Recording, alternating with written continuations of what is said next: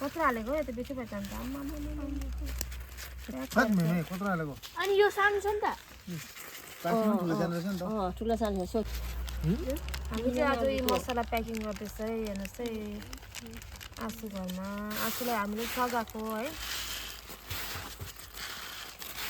यो चाहिँ 10 रुपियाँ प्याकेट हेर्नुहोस् है अघि लगेको झन् कम्ती देख्यो अहिले चेक गर्नु नि यति हाल्नु यतिकै यता राख्दिउँ न अलिक कम्ती भयो ल चेक गर्नु त तपाईँ हामी यहाँ दिन बनाउनुपर्छ सिक्नै भरे दिन ट्युसनमा अर्को के सिकाउनु अरे अघि के भनेको थिएँ फर्स्टमा मैले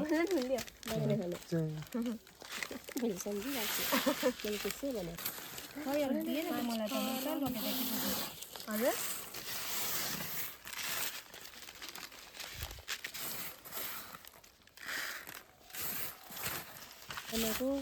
यो चाहिँ भोलि अब सोमबारे बजार लाने है सोमबारे बजार भोलि सोमबारको दिन जिरा अघि प्याकिङ गरिसक्यो हामीले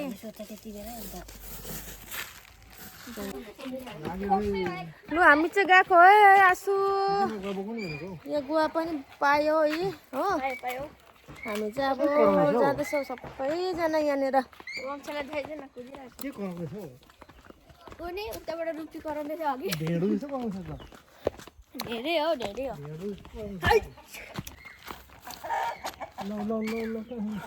तारसिङ चाहिँ बिजी छ हाम्रो है बिजी छैन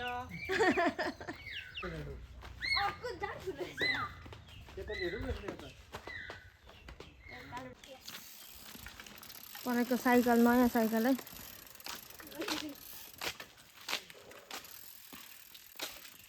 हाम्रो यो बाटो पनि कम्प्लिट भयो हेर्नुहोस् बाटो पनि कम्प्लिट भएको छ यो चाहिँ नचिप्लोस् भने चाहिँ यस्तो गरेको अरे हेर्नुहोस् नि यस्तो बनाएको छ हिँड्नु चाहिँ अप्ठ्यारो हुँदो रहेछ तर यसमा